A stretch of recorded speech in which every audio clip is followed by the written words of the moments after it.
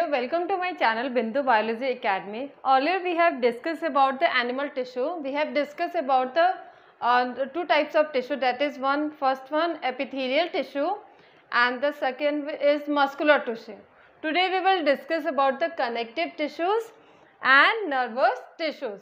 Connective tissues के अंदर इसके जो टाइप्स है हम वो पढ़ेंगे, areolar, adipose tissue, tendon and ligament, ठीक है, कार्टिलेज एंड बोन, इसको स्केलेटल टिश्यू भी बोला जाता है।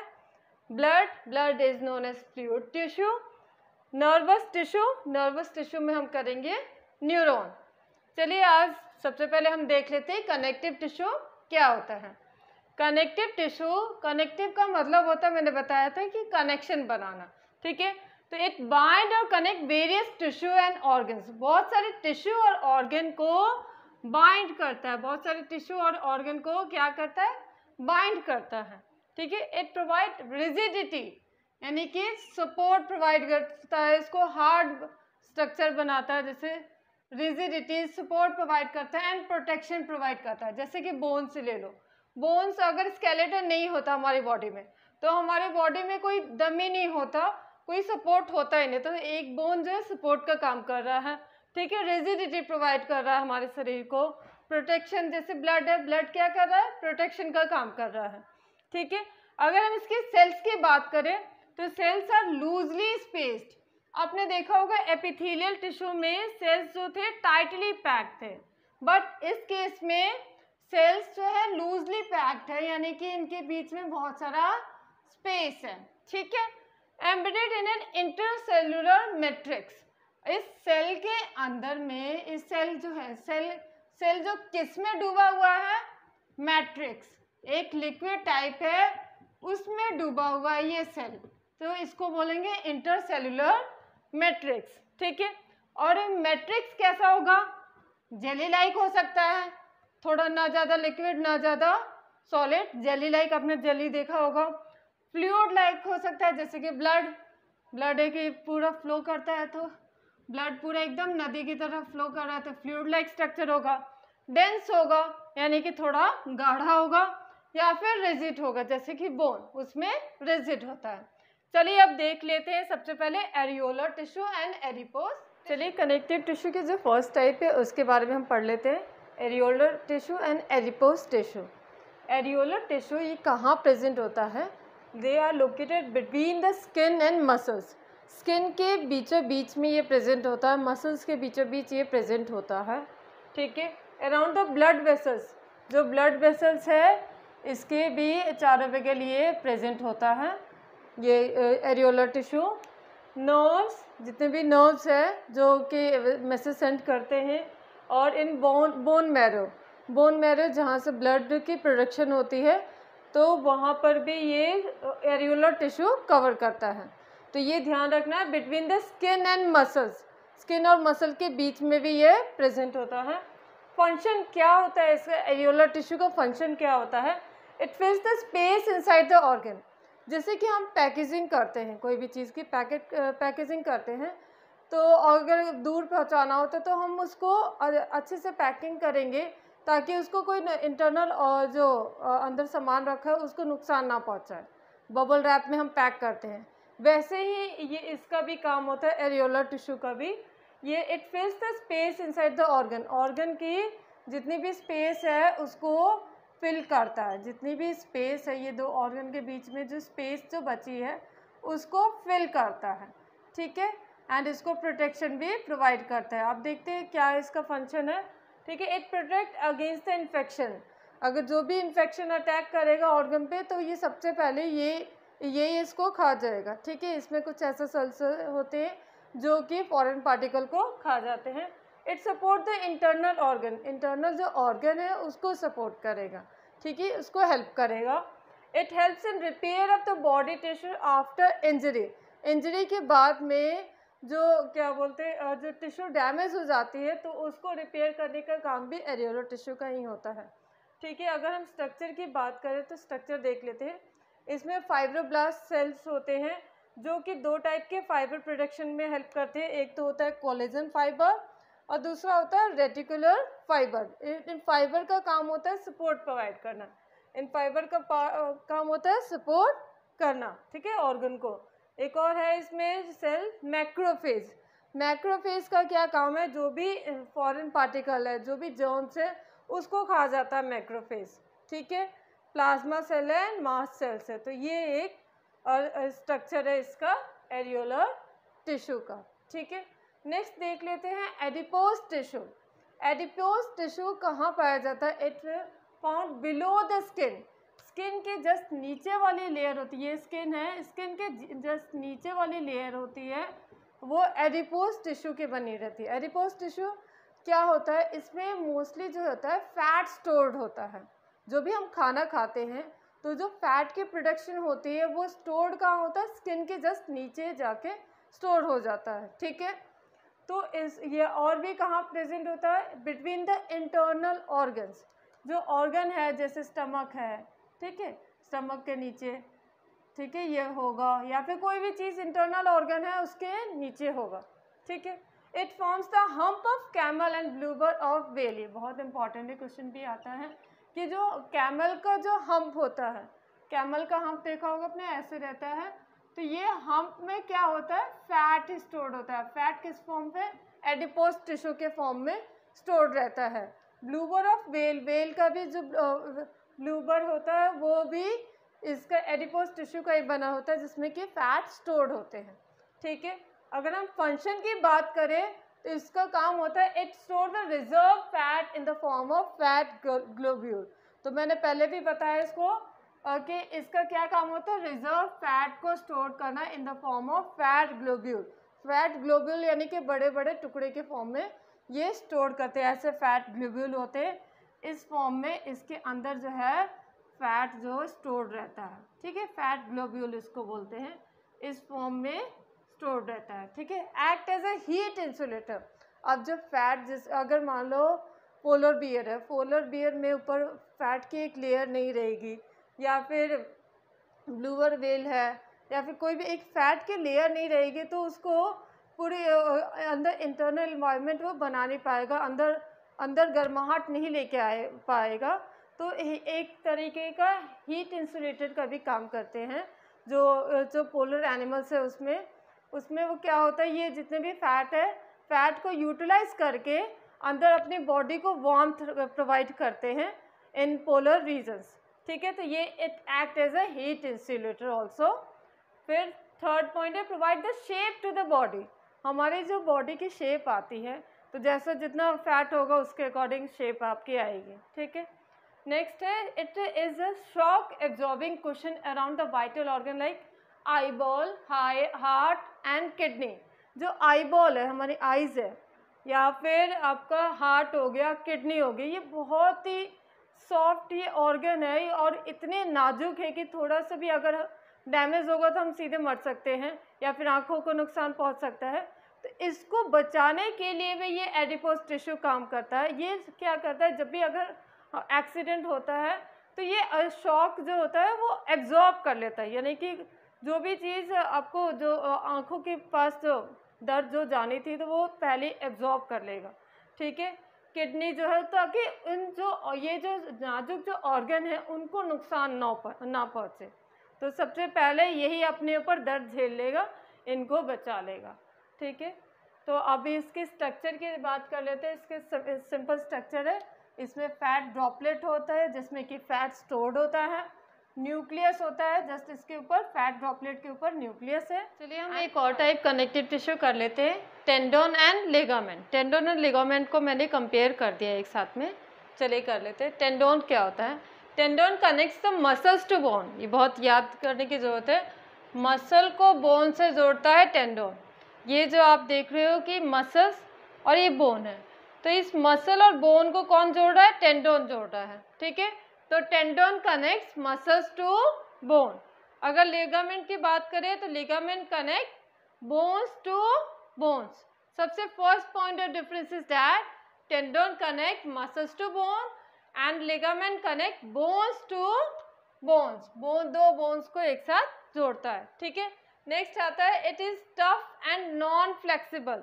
ये जो अगर हम टेंडोन की बात करें तो ये बहुत टफ होता है, स्ट्रॉन्ग होता है और फ्लेक्सिबल नहीं होता है, इसमें लिमिटेड फ्लेक्सिबिलिटी होती है। अगर आपके हाथ की बात करें तो यहाँ पर ये जो मसल्स है इसके बोन्स के साथ कनेक्टेड है, तो यहाँ इसको हम मोड़ नहीं सकते। आप ये देखोगे इसको मोड़ नहीं सकते, हम इसको मोड़ सकते हैं। जहाँ लिगामेंट है वहाँ मोड़ सकते हैं, लेकिन जहाँ आपका टेंडोन है वहाँ मोड़ नहीं सकते। तो लिमिटेड, इसमें नॉन फ्लेक्सिबल है, फ्लेक्सिबल नहीं है बिल्कुल भी। अगर हम बात करें लिगामेंट की, it is elastic and flexible, it has considerable strength and elastic and flexible, बहुत फ्लेक्सिबल होता है। आप देख रहे हो ये हाथ हम मोड़ पा रहे, पैर जो है पैर को हम मोड़ पाते हैं बिकॉज ऑफ दिस लिगामेंट। ठीक है, नेक्स्ट देख लेते हैं, it is formed of white fibrous connective tissue. ये जो होता है टेंडोन जो होता है वाइट फाइब्रस कनेक्टिव टिश्यू का बना होता है। ये टिश्यू किसके बने होते हैं? कोलेजन फाइबर के होते हैं। ये कौन से होते हैं? कोलेजन फाइबर के टिश्यूज होते हैं। ठीक है, तो जो कि इसको स्ट्रेंथ प्रोवाइड करते हैं, कोलेजन में बहुत ज़्यादा स्ट्रेंथ होती है। तो ये वाइट फाइब्रस कनेक्टिव टिश्यू के बने होते हैं। अगर हम लिगामेंट की बात करें, it is formed of yellow fibrous connective tissue, जिसको हम बोलते हैं इलास्टिन फाइबर। इसको क्या बोलते हैं? Elastin fibre. इलास्टिन फाइबर के बने रहते हैं, इसीलिए इसको इलास्टिसिटी प्रोवाइड करता है। ठीक है, नेक्स्ट देख लेते हैं, fibroblast cells are arranged in rows among fibres. इसमें जो सेल्स होते हैं वो फाइब्रोब्लास्ट होते हैं। इस सेल का नाम है फाइब्रोब्लास्ट। ये फाइब्रोब्लास्ट सेल्स जो होते हैं ये रोज में एकदम ऐसे लाइन में ऐसे रहते हैं, रोज में होते हैं। ठीक है, कोलेजन फाइबर के बीच बीच में ये सेल्स होते हैं फाइब्रोब्लास्ट सेल्स, वो रोज में होते हैं। ठीक है, अगर हम बात करें इसमें लिगामेंट में जो फाइब्रोब्लास्ट सेल्स होते हैं वो स्कैटर्ड इन द मैट्रिक्स में आराम से ऐसे कहीं पर भी, कोई भी इसका कोई डायरेक्शन नहीं है, सीधे कहीं पर भी स्कैटर्ड रहते हैं। ठीक है, तो आपको ये क्लियर हो गया। मसल्स और बोन को कौन जोड़ता है? टेंडोन। बोन और बोन को कौन जोड़ता है? लिगामेंट। एक और क्वेश्चन आता है, लिगामेंट ब्रेक के बारे में क्वेश्चन आता है। जब बोन डिसलोकेट हो जाती है, यानी कि जब कभी कभार देखते हो एक्सीडेंट के चलते कभी ऐसे भी बोन डिसलोकेट हो जाते हैं, यानी कि जो दो बड़ी हड्डियां हैं उनके बीच में गैप आ जाता है या फिर अपने जगह से हिल जाते हैं, उसको बोलते हैं हम बोन डिसलोकेशन। तो किसके कारण होता है? लिगामेंट ब्रेक के कारण होता है। ठीक है, तो ये इससे बहुत सारे क्वेश्चन आते हैं ligament type of connective tissue कर लेते हैं, कार्टिलेज एंड बोन। ठीक है, कार्टिलेज एंड बोन ये दोनों जो है स्केलेटल टिश्यू है, क्योंकि ये हमें एक स्केलेटन प्रोवाइड यानी कि एंडोस्केलेटन प्रोवाइड करते हैं। चलिए देख लेते हैं cartilage are soft and flexible. Cartilage जो होता है वो सॉफ्ट होता है और फ्लेक्सिबल होता है। जैसे कि ईयर जो है, ईयर के पिना में, ये पिना इसको बोलते हैं इसको, तो इसमें क्या होता है? कार्टिलेज होता है, इसीलिए हम इसको हिला पाते हैं, ईयर को हम हिला पाते हैं because of this cartilage tissue इसमें प्रेजेंट होता है। इसमें बोन्स प्रेजेंट नहीं होता इस पिना में, पूरे ईयर में नहीं, इस पिना की से बात कर रही हूँ। ठीक है, बोन, अगर बोन की बात करें, bone is hard and non flexible. सही भी है, अगर फ्लेक्सिबल होता तो हम चल भी नहीं पाते, तो इसीलिए नॉन फ्लेक्सिबल है, और ये हार्ड भी होता है, तो एंडोस्केलेटन बनाता है। नेक्स्ट कर लेते हैं, कहाँ पर पाया जाता है कार्टिलेज, कहाँ पर प्रेजेंट होता है? एपिग्लोटिस। एपिग्लोटिस जो आपके, एक तो आपकी जो एयर के लिए जा रही होती है पाइप, और एक जा रही होती है फूड पाइप जा रही होती है। तो फूड पाइप जो है वो जो लंग्स में ना जा पाए, तो एक फ्लैप लाइक कवरिंग होता है, इसको बोलते हैं एपिग्लोटिस। ठीक है, विंड पाइप में खाना ना जा पाए तो एक एपिग्लोटिस टाइप का फ्लैप लाइक स्ट्रक्चर होता है, उसमें भी कार्टिलेज प्रेजेंट होता है, वो बंद हो जाता है तो खाना हमारे लंग्स में नहीं जा पाता है। ठीक है, ट्रैकियल रिंग्स, आपने देखा होगा गला, ये जो वॉइस बॉक्स है, वॉइस बॉक्स के नीचे में, वॉइस बॉक्स है इसके नीचे में जो ये रिंग्स है, इस रिंग्स में भी कार्टिलेज प्रेजेंट होता है, और वॉइस बॉक्स में भी जो लेरिंग्स जिसको बोलते हैं वॉइस बॉक्स में भी ट्रैकिया ये कार्टिलेज प्रेजेंट होता है। इसका क्या काम होता है? जैसे कि एयर हमारा पास करता है वॉइस बॉक्स और ये ट्रैकियल रिंग को, तो ये एयर क्या बोलते हैं, ये कोलैप्स ना हो जाए। जैसे अगर मान लो कि सिर्फ ये बोन्स का बना रहता तो ज़्यादा एयर इसमें से ट्रांसफ़र नहीं हो पाता। ये फ्लेक्सिबल है ताकि एयर कोलैप्स ना हो पाए, एयर ईजिली जा पाए, एयर इसमें ईजिली जा पाए, लंग्स में ईजिली जा पाए, इसीलिए फ्लेक्सिबल टिश्यू का बना रहता है, यानी कि कार्टिलेज टिश्यू का बना रहता है। ट्रैकियल रिंग्स में होता है, ईयर के पिना में स्ट्रक्चर, पिना में होता है, एंड नोज़ में भी प्रेजेंट होता है। नोज़ का देखो अपर पार्ट जो हम हिला पा रहे हैं उसमें भी प्रेजेंट होता है, और लेरिंग्स वॉइस बॉक्स में भी प्रेजेंट होता है। अगर बोन की बात करें तो it forms the endoskeleton of vertebrates. Vertebrates का जो स्केलेटन जो बना हुआ है, कंकाल, वो किसका बना हुआ है, बोन का बना हुआ है। नेक्स्ट है matrix is made up of proteins and sugar, very important. इसकी जो मैट्रिक्स यानी कि जो सेल्स जिस पे फ्लोट कर रहे हैं, मैंने आपको पहले भी बताया था कि इसमें सेल्स फ्लोट करते रहते हैं एक मैट्रिक्स में, तो ये मैट्रिक्स जो है वो किसकी बनी रहती है, इसकी प्रोटीन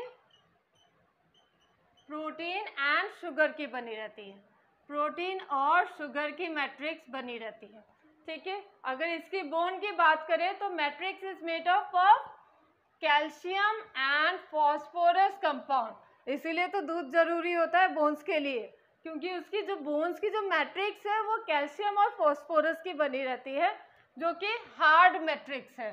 जिसमें ये सॉफ्ट मैट्रिक्स था, इसमें हार्ड मैट्रिक्स है, इसीलिए बोन्स हार्ड होते हैं, ठीक है। तो मैट्रिक्स किसकी बनी होती है, कैल्शियम एंड फॉस्फोरस कंपाउंड की बनी हुई रहती है, ठीक है। अगर हम बात करें कार्टिलेज की, इट इज़ नॉन पोरस, यानी कि इसमें कोई भी ये पोर्स लाइक स्ट्रक्चर नहीं होता है, नॉन पोरस यानी कि कोई भी इसमें एयर आर पार जाने की जगह नहीं है। लेकिन अगर हम बोन्स की बात करें तो ये पोरस होता है, यानी कि इसमें पोर्स होते हैं, ठीक है। नेक्स्ट पॉइंट है matrix is not arrange in concentric circle, और इस वाले में matrix is arrange in concentric circle. Concentric circle का मतलब होता है एक सर्किल के अंदर दूसरा सर्किल, दूसरे सर्किल के अंदर तीसरा सर्किल। तो अगर बोन की स्ट्रक्चर देखोगे तो इसमें जो ये क्या बोलते हैं सर्किल्स में अरेंज है। मैट्रिक्स जो है ये मैट्रिक्स ही है, ये 1, ये 2, ये 3, ये क्या है मैट्रिक्स। ये किस फॉर्म में, कंसेंट्रिक सर्किल में अरेंज्ड है, लेकिन कार्टिलेज में कंसेंट्रिक सर्किल में अरेंज नहीं होते हैं, ठीक है। नेक्स्ट है मैट्रिक्स, ये इट इज कंपोज्ड ऑफ कॉन्ड्रियोसाइट्स। इसमें जो सेल होते हैं उसको बोलते हैं कॉन्ड्रियोसाइट्स। आपको ये दिख रहा होगा 2 सेल्स एक ही साथ में रहते हैं, इसको बोलते हैं कॉन्ड्रियोसाइट्स। तो इसमें कार्टिलेज में कार्टिलेज सीफर कॉन्ड्रियोसाइट्स से याद कर सकते हो। कार्टिलेज में कौन से सेल प्रेजेंट होते हैं, कॉन्ड्रोसाइट्स, ठीक है। अगर हम बात करें बोन्स में, तो बोन्स में जो सेल्स होते हैं उसको बोलते हैं osteocytes. It is composed of osteocytes. आपको दिख रहा होगा ये क्या बोलते हैं, ये जो है इसके बीच वाले स्ट्रक्चर है कैनालिकुलस। ये कैनालिकुलस ये दिख रहा है, इसमें जो बीच वाला स्ट्रक्चर है इसके अंदर ऑस्टियोसाइट्स है। ये आपको ये दिख रहा है कीड़े लाइक स्ट्रक्चर, तो ये इसके अंदर इसमें ये सेल्स है ऑस्टियोसाइट्स है, जो कि कंसेंट्रिक सर्किल में अरेंज्ड है, ठीक है। नेक्स्ट है इसका फंक्शन क्या होता है, कार्टिलेज का क्या फंक्शन होता है। It smoothens the bone surface at joints. ये जॉइंट्स जो होते हैं, 2 बोन्स है, 2 बोन्स के जॉइंट के बीच में भी ये प्रेजेंट होते हैं। तो ये जितने भी स्मूथ जो बोन्स की जो जॉइंट्स में स्मूथनिंग होती है ताकि इजीली जो ये फ्लेक्सिबिलिटी प्रोवाइड कर पाए, तो ये कार्टिलेज भी यहाँ पर प्रेजेंट रहता है, जो कि बोन्स को स्मूदन करता है, सॉफ्ट बनाता है, स्मूदन करता है उसके सरफेस पे, ताकि इजीली वो मूव कर सके, फ्लेक्सिबल हो सके, ठीक है। अगर इसके फंक्शन की बात करें बोन की, तो it forms the framework and supports the body.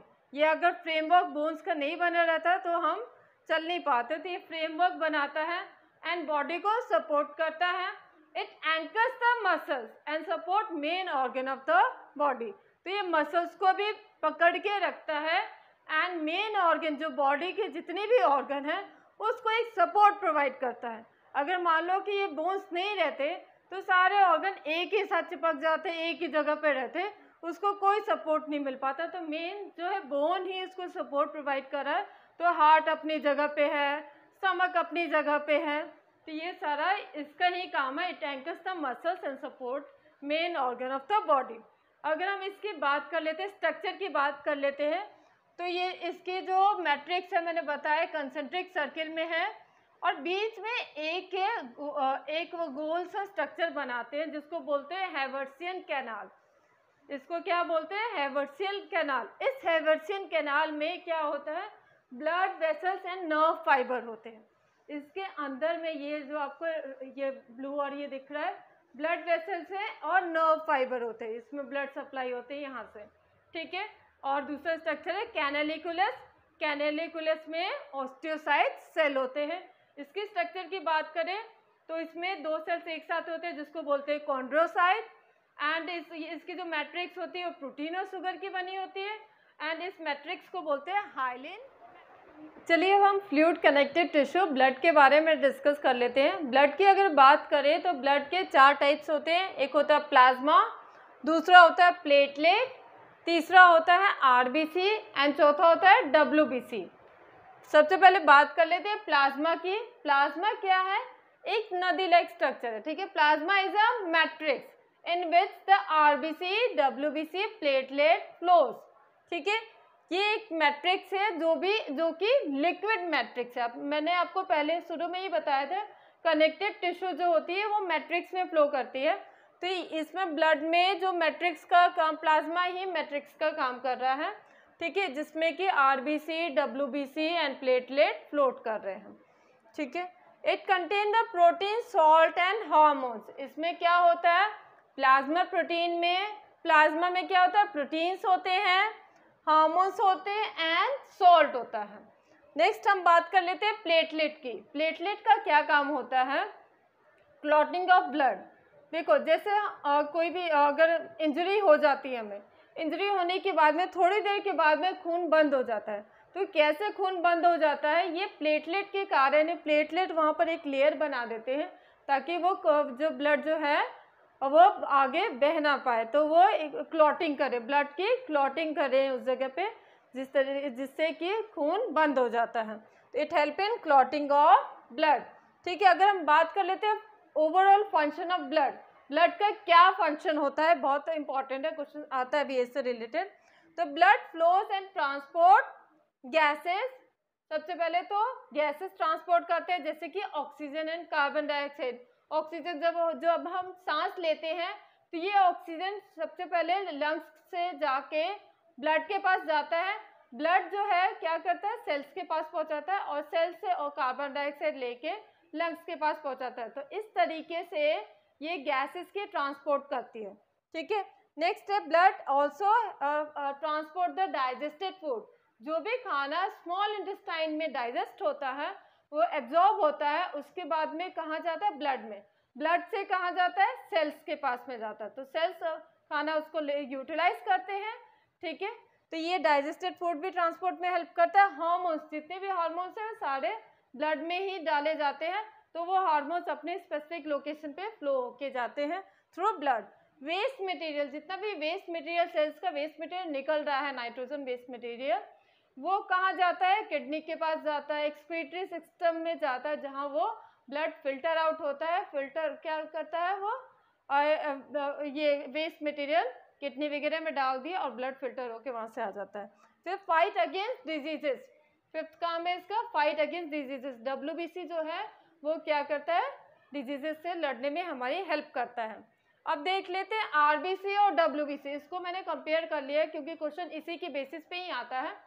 RBC and WBC. RBC is also known as the red blood corpuscles और इसको हम एरिथ्रोसाइट्स भी बोलते हैं। WBC is known as white blood corpuscles और इसको हम ल्यूकोसाइट्स बोलते हैं, ठीक है। साइज की बात करें तो इसकी साइज, आरबीसी की साइज जो है 6 to 8 माइक्रोमीटर है एंड इसकी साइज है 12 to 17 माइक्रोमीटर इन डायमीटर। तो ये आरबीसी स्मॉलर है as compare to the WBC, ठीक है। शेप की बात करें तो इसकी आरबीसी की जो शेप है वो बाइकॉन्केव है बाई कॉन्केव आपने दही बड़ा खाया होगा, दही भल्ले खाए होंगे, तो उसमें बीच में वो होल होता है, इसमें होल नहीं होता, लेकिन ऐसे डिस्क शेप स्ट्रक्चर ऐसा रहता है, ठीक है। तो ये biconcave disc shape structure होता है और इसमें WBC का शेप इरेगुलर होता है, ठीक है। लाइफ स्पैन की बात करें तो RBC जो है 120 डेज जिंदा रह सकता है, इसके बेसिस पे क्वेश्चन भी आता है, ये ध्यान रखना। तो RBC का लाइफ स्पैन है 120 डेज एंड WBC की बात करें तो सिर्फ ये 12 से 20 दिन तक ही जिंदा रहते हैं, ठीक है। उसके बाद रिप्लेस हो जाते हैं with new sales. RBC do not have nucleus on maturity, ठीक है। जब ये मैच्योर हो जाते हैं, बड़े हो जाते हैं, तो इनकी न्यूक्लियस गायब हो जाती है। क्यों गायब हो जाती है? क्योंकि इनका काम है ऑक्सीजन ट्रांसपोर्ट करना। ऑक्सीजन कैसे ट्रांसपोर्ट करते हैं? इनके पास में एक आयरन प्रोटीन होता है that is known as haemoglobin. ये हीमोग्लोबिन का क्या काम होता है? ये ऑक्सीजन के साथ मिलके ऑक्सीजन ट्रांसपोर्ट करने में हेल्प करते हैं, ठीक है। इस हीमोग्लोबिन के कारण ही ब्लड का कलर रेड होता है। तो ये हीमोग्लोबिन क्या करता है? It carries the oxygen from lungs to the tissues, ठीक है। एंड इसमें जो होता है, इसमें न्यूक्लियस होता है, इसमें न्यूक्लियस एब्सेंट है, इसमें न्यूक्लियस होता है, लार्ज सेंट्रल न्यूक्लियस होता है। फंक्शन की बात करें तो it help in transport of gases that is carbon dioxide and oxygen. और इसके फंक्शन की बात करें तो it engulf the foreign particle and microbes. ये जितने भी फॉरेन पार्टिकल्स हो गए, जैसे कि बैक्टीरिया हो गया, वायरस हो गया, जो भी माइक्रोब्स हो गए, वो हमारे बॉडी में एंटर करते हैं। तो ये WBC जो है, इनका इरेगुलर शेप है, वो फटाफट उस जगह पे पहुंच जाते हैं और उसको खा जाते हैं, ठीक है। उस प्रोसेस को क्या बोलते हैं? फैगोसाइटोसिस। फैगोसाइटोसिस आपने सेल चैप्टर में भी पढ़ा था। Phagocytosis means cell eating. तो ये सेल जो है उस माइक्रोब को इनगल्फ कर जाते हैं, ठीक है। तो अगर हम टाइप्स की बात करें तो WBC के 5 टाइप्स है टोटल। फर्स्ट है न्यूट्रोफिल, सेकेंड है बेसोफिल, थर्ड है इसिनोफिल, फोर्थ है लिम्फोसाइट्स एंड फिफ्थ है मोनोसाइट, ठीक है। और अगर हम बात करें इसके प्रोडक्शन की, तो दोनों के प्रोडक्शन बोन मैरो से होती हैं। बोन मैरो एक बोन्स में मैरो होता है, बोन मैरो होता है, उसमें RBC और WBC रिड्यूस होता है। चलिए इसके बेसिस पे कुछ क्वेश्चंस है वो देख लेते हैं। Intestine absorb the digested food, what type of epithelial cells are responsible for that? Intestine, जो स्मॉल इंटेस्टाइन है, वो डाइजेस्ट करते हैं खानों को और एब्जॉर्ब करते हैं। तो इंटेस्टाइन में किस टाइप का एपिथेलियल टिश्यू पाया जाता है? क्यूबॉइडियल एपिथेलियल या कॉलमनर एपिथेलियल? अगर आपने मेरा फर्स्ट पार्ट देखा होगा एनिमल टिश्यू का, तो उसमें मैंने बताया था क्या कौन सा टाइप का टिश्यू पाया जाता है? कॉलमनर एपिथेलियल, ठीक है। नेक्स्ट क्वेश्चन है, a person met with an accident in which 2 long bones of hand were dislocated. This is due to, एक पर्सन को एक्सीडेंट हो गया, एक्सीडेंट के कारण ये जो दोनों लॉन्ग जो इसके बोन्स थे वो डिसलोकेट हो गए, अपनी जगह से हिल गए हैं। तो किसके कारण हुआ है? उसको क्या बोलते हैं हम? टेंडन ब्रेक बोलते हैं या लिगामेंट ब्रेक बोलता है? तो मैंने आपको पहले भी बताया था, जो दो बोन्स को जोड़ते हैं, उसको बोलते हैं लिगामेंट, ठीक है। टेंडन कैसे बोलते हैं? जो मसल्स और बोन्स को जोड़ते हैं उसको बोलते हैं टेंडन, इसको बोलते हैं टेंडन। जो दो बोन्स को जोड़ते हैं उसको बोलते हैं लिगामेंट। तो इसको हम लिगामेंट ब्रेक बोलेंगे। लिगामेंट ब्रेक के कारण ही वो डिसलोकेट हो जाते हैं अपनी जगह से। नेक्स्ट क्वेश्चन है, which muscle act involuntarily? Involuntary means जो हमारे विल के अकॉर्डिंग नहीं चलता है। वॉलंटरी मसल्स वो होते हैं जो हम कहें वैसे हमारे अकॉर्डिंग चलता है, लेकिन इनवॉलंटरी मसल्स वो होते हैं जो हमारे विल के अकॉर्डिंग नहीं चलते। जैसे कि कार्डियक मसल्स अपने आप ही चलते हैं, हमें चलाना नहीं पड़ता है, जो हार्ट में होता है। तो ये क्या है? इनवॉलंटरी मसल्स है। स्मूथ मसल्स जो आपके स्टमक में होते हैं, तो वो भी हमारे कंट्रोल में नहीं है, खुद ही काम कर रहा है अपना, तो ये भी इनवॉलंटरी मसल्स है। स्ट्राइटेड मसल्स, ये क्या है? स्ट्राइटेड मसल्स यानी या फिर स्केलेटल मसल्स बोल सकते हैं, जो हमारे मूवमेंट में हेल्प करता है, तो ये हमारे कंट्रोल में है, तो ये वॉलंटरी मसल्स। तो ये दोनों इसका राइट आंसर होगा, cardiac muscle and smooth muscles. Fats are stored in human body as adipose tissue और एरियोलर टिश्यू। फैट जो होता है स्टोर्ड होता है ह्यूमन बॉडी में किस फॉर्म में? एरियोलर टिश्यू के फॉर्म में स्टोर्ड होता है या एडिपोज? तो मैंने आपको बताया था कि एडिपोज टिश्यू के फॉर्म में स्टोर्ड होते हैं। Hump of camel is also contain the adipose tissue and blubber of whale is also contain the adipose tissue, ठीक है, जो कि इंसुलेशन प्रोवाइड करता है उनको। Bone matrix are rich in, bone की जो मैट्रिक्स होती है उसमें क्या चीज ज्यादा होता है? फॉस्फोरस एंड पोटेशियम या कैल्शियम एंड फॉस्फोरस? तो आपको बताया था मैंने कि बोन्स को अगर सुरक्षित रहना है तो दूध पीना चाहिए, तो दूध में क्या होता है? कैल्शियम। तो कैल्शियम एंड फॉस्फोरस, इसके मैट्रिक्स में क्या प्रेजेंट होता है? Calcium and phosphorus. Next question कर लेते हैं। Voluntary muscles are found in, voluntary muscles जो हमारे कंट्रोल में है, वो मसल्स जो हमारे कंट्रोल में हैं उसको क्या बोलते हैं? Voluntary muscles. कहाँ पाए जाते हैं? एलिमेंट्री कैनाल, एलिमेंट्री कैनाल यानी डाइजेस्टिव सिस्टम, उसमें पाया जाता है? नो, वो हमारे कंट्रोल में नहीं है, ठीक है। ब्रोंकियाई ऑफ लंग्स, लंग्स की जो एल्वेलाई है वो हमारे कंट्रोल में है? नो, ठीक है। आइरिस ऑफ आइज, आइज की जो आइरिस है, आपका ब्लैक कलर जो ये होता है पोर्शन अंदर में दिख रहा है, आइरिस है जिससे कि प्यूपल बड़ा और छोटा होता है, तो उसमें होता है, उसको हम कंट्रोल कर सकते हैं आइरिस को? नो, आइरिस को भी कंट्रोल नहीं कर सकते हैं। तो किस में प्रेजेंट होता है वॉलेंट्री मसल्स? लिम्स में प्रेजेंट होता है, ठीक है। Which tissue helps in repair of tissue and fills up the space inside the organ? कौन सा टिश्यू जो होता है रिपेयर ऑफ टिश्यू में हेल्प करता है और स्पेस भरता है, ऑर्गन के बीच में स्पेस भरता है? कौन सा टिश्यू होता है? टेंडोन होता है, एडिपोज टिश्यू होता है कि एरियोलर होता है? टेंडोन तो जो होता है मसल्स टू बोन जोड़ता है, ये तो हो नहीं सकता। एडिपोज फैट स्टोरेज टिश्यू है, ये भी नहीं होगा। एरियोलर टिश्यू, इसका काम है fills the space between the tissues. Next है question number 8। Muscular tissue which function throughout the life continuously without fatigue. कौन सा एक ऐसा मसल्स है जो हमेशा चलते रहता है बिना थके हुए? तो मैंने आपको पहले भी बताया था कौन सा मसल बिना थके काम करते रहता है? Cardiac muscles. जो हार्ट के जो मसल्स होते हैं वो बिना थके काम करते रहते हैं, ठीक है। तो स्मूथ मसल्स किस में पाया जाता है? एलिमेंट्री कैनाल, ये तो नहीं होगा, कार्डियक मसल्स होगा। कार्डियक मसल्स हार्ट में पाया जाता है, ठीक है। स्केलेटल मसल्स को भी आराम चाहिए होता है, ठीक है। तो कार्डियक मसल्स में बिना रुके काम करते रहता है। अब देख लेते हैं lining of blood vessels. Lining of blood vessels में कौन सा टाइप ऑफ टिश्यू होता है? किस टाइप का टिश्यू होता है lining of blood vessels? It is स्क्वाइमस epithelium, जो मैंने सबसे फर्स्ट टाइप करवाया था, स्क्वाइमस epithelium. Lining of blood vessels और लाइनिंग ऑफ एल्वेलाई में स्क्वाइमस एपिथेलियम होता है। Lining of kidney tubule, kidney tubule यानी कि नेफ्रॉन होता है, किडनी के अंदर नेफ्रॉन होता है, उसका स्ट्रक्चर भी दिखाया था मैंने। नेफ्रॉन के अंदर यानी किडनी ट्यूब्यूल के अंदर किस टाइप का टिश्यू होता है? तो कौन से किस टाइप का होता है? क्यूबॉइडियल, जिसका क्यूब शेप होता है, क्यूबॉइडियल एपिथेलियम, ठीक है। Epithelial cells with the cilia are found in dash of our body. ये एपिथेलियल सेल विद सीलिया किस में प्रेजेंट होता है? आपको मैंने म्यूकस की एग्जांपल भी दी थी कि म्यूकस को बाहर निकाल देता है।